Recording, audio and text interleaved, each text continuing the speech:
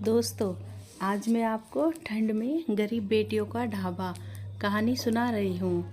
उस साल ठंड बड़ी ज़ोरों पर थी और उस पर स्नोफॉल भी शुरू हो चुका था। चारों तरफ बर्फ़ ही बर्फ़ पड़ी हुई थी, मानो बर्फ़ की सफ़ेद चादर सी बिछ गई हो। चारों ओर पेड़ों के पत्ते पर भी बर्फ़ जम गई थी, हरे पत्ते सफ़ेद हो गए थे। ज़मीन पर भी बर्फ़ की परत जम गई थी। उसी छोटे से गांव में धनिया का घर था। वह अपनी 3 पोतियों के साथ रहता था। कड़ाके की ठंड में वो घर से नहीं निकल पा रहा था और बोल रहा था, हे भगवान, कड़ाके की ठंड पड़ रही है। ऐसे में बाहर निकलकर कैसे दुकान पर जाने की हिम्मत करूं? कैसे जाऊं मैं भगवान? आज तक मैंने इतनी ज़बरदस्त ठंड नहीं देखी है अपने जीवन में। उसकी तीनों पोतियां भी, शीना, पिंकी और चिंकी भी ठंड के मारे अंदर ही बैठी हुई थी। पिंकी कहती है, हाँ बाबा, जब हमारे माँ बाप खत्म हुए थे तब भी इतनी ही ठंड पड़ रही थी। नहीं बेटा, इस बार उससे भी ज़्यादा ठंड है।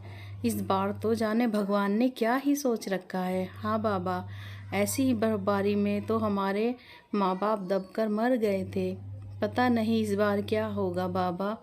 आप तो नहीं कहीं जाओगे? हमें छोड़कर तो नहीं जाओगे? नहीं बेटा, मैं तुम्हारे साथ ही रहूँगा। मैं तुम्हें कभी छोड़कर नहीं जाऊँगा। पर बेटा, अभी तो मुझे जाना होगा। मुझे दुकान पर जाना है, फिर खाने का इंतज़ाम भी तो करना है। बाबा, आज बड़ी ठंड है, आज आप मत जाओ काम पर। बेटा, अगर मैं काम पर नहीं जाऊँगा तो हम खाएंगे क्या? अच्छा बच्चों, अब मैं जाता हूँ, तुम लोग घर पर ही रहना। यह कहकर वह बाहर चला जाता है। वह छतरी लेकर जाता है। इतनी तेज़ बर्फबारी थी कि छतरी बार बार उल्टी हो रही थी। बहुत ही ज़्यादा ठंड थी उस दिन तो। वो भी धनिया मन ही मन सोचता है, वो भी ऐसा ही दिन था जब इन तीनों बेटियों का जन्म हुआ था। उसका बेटा रामू बहुत खुश हुआ था। राम की चाय की दुकान थी, उसी से घर का गुजारा होता था। उस दिन भी ऐसी ही हाड़ कँपाने वाली ठंड थी, बर्फबारी भी हो रही थी। ऐसे ही चलते चलते वह पुराने ख्यालों में डूब जाता है जब उसका बेटा रामू कहता है, आज तो बड़ी ठंड लग रही है। उसकी पत्नी कहती है, अजी आज दुकान पर मत जाओ, आज रहने दो। हमारे घर में देखो 3-3 बेटियां भी जन्मी हैं, आज आप दुकान पर मत जाओ। अरे अब मुझे इन्हीं के लिए तो दुकान पर जाना पड़ेगा, और ज़्यादा काम करना होगा, और ज़्यादा मेहनत करनी होगी। ठीक है, तो फिर मैं भी आज आपके साथ ही चलती हूँ। मैं आपको इतनी ठंड में अकेले नहीं जाने दूँगी। ठीक है चलो, मुझे पता था तुम नहीं मानोगी। वह अपनी 3 बेटियों को धनिया की गोद में देकर वो दोनों अपनी चाय की दुकान पर चल दिए। पर उसके बाद वो कभी वापस नहीं आए।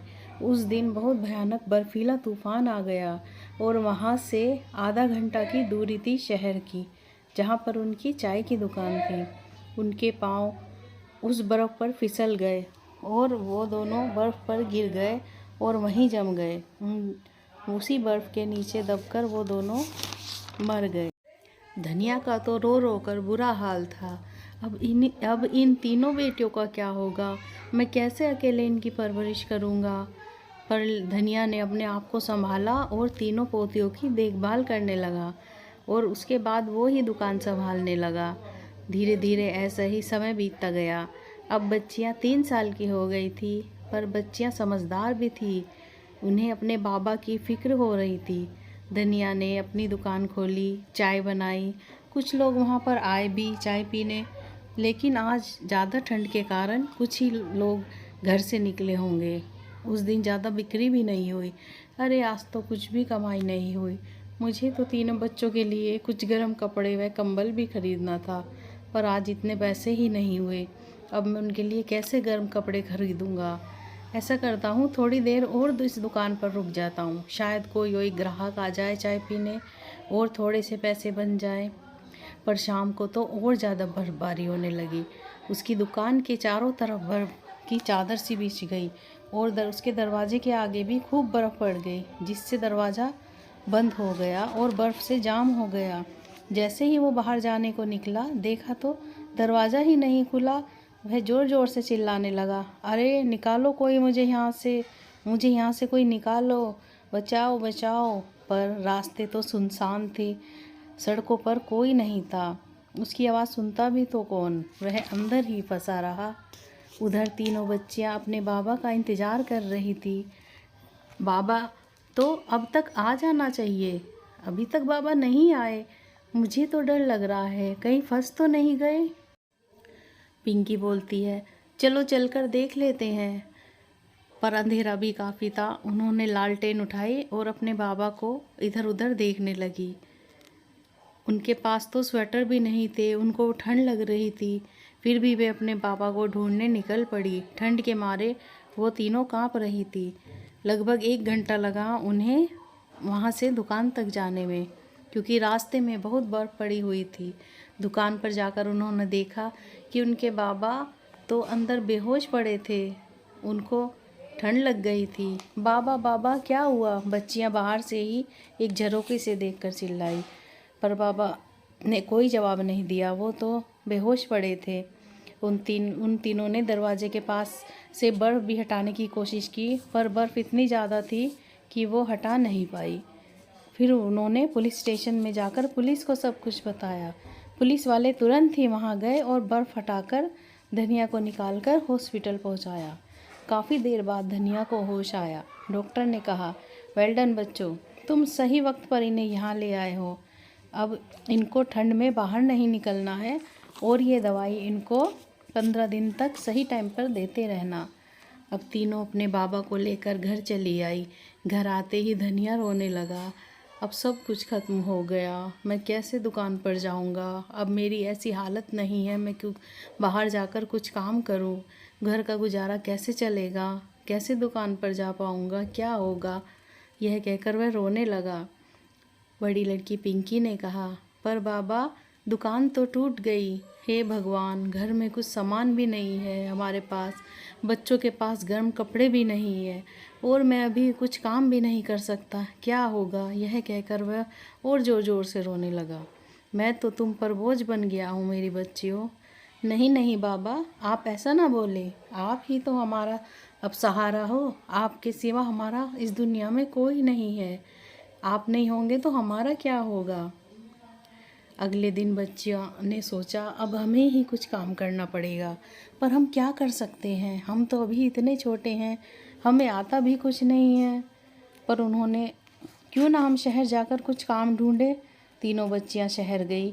काम ढूंढने पर उन्हें कोई काम नहीं मिला, तो वे घर जा जाकर लोगों से काम के लिए पूछने लगी। मालिक, हमें कुछ काम मिलेगा क्या?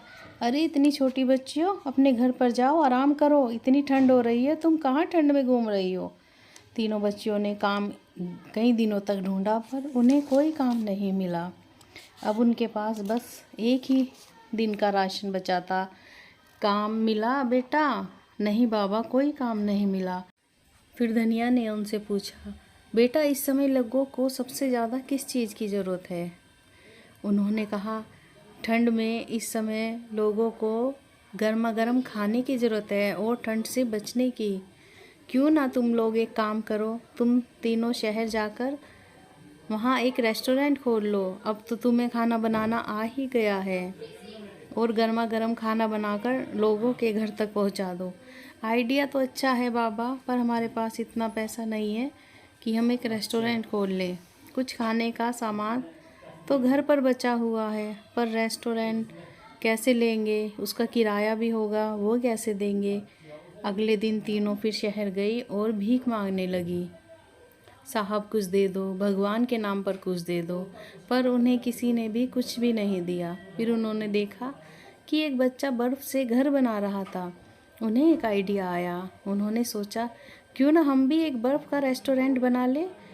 फिर कई घंटे, चारों तरफ बर्फ़ तो बिखरी पड़ी हुई है। फिर कई घंटों की मेहनत के बाद तीनों ने एक बर्फ़ का रेस्टोरेंट सा बना दिया और वे तीनों से बनाकर बड़ी खुश हुई। उस बर्फ़ के रेस्टोरेंट में वे खाना बनाकर लोगों के घर पहुंचाने लगी। लोग गर्मा गर्म खाना पाकर बहुत खुश होते और उन्हें एक्स्ट्रा पैसे भी देने लगे। अरे वाह, कितना टेस्टी और गर्मा गर्म खाना है, ये लो बेटा तुम्हारे पैसे। जिससे उन्होंने अपने लिए गर्म स्वेटर, कंबल, रजाइयाँ वगैरह खरीद लिए और अपने बाबा की दवाइयाँ भी खरीद ली। और कुछ पैसे वे बचाकर भी रखने लगे। अब धनिया भी ठीक हो चुका था और वह भी रेस्टोरेंट में काम करने लगा था। अब उन्होंने एक एक पैसा जोड़कर एक पक्का रेस्टोरेंट बनवा लिया और उस रेस्टोरेंट का नाम भी बर्फ़ का ढाबा ही रखा। अब वो खूब उनका रेस्टोरेंट खूब चलने लगा और धीरे धीरे उनकी आर्थिक स्थिति सुधर गई और अब वो तीनों बहुत खुश रहने लगे। दोस्तों, अगर आपको ये कहानी पसंद आई हो तो like, share, comment and subscribe ज़रूर करें। Thanks for watching.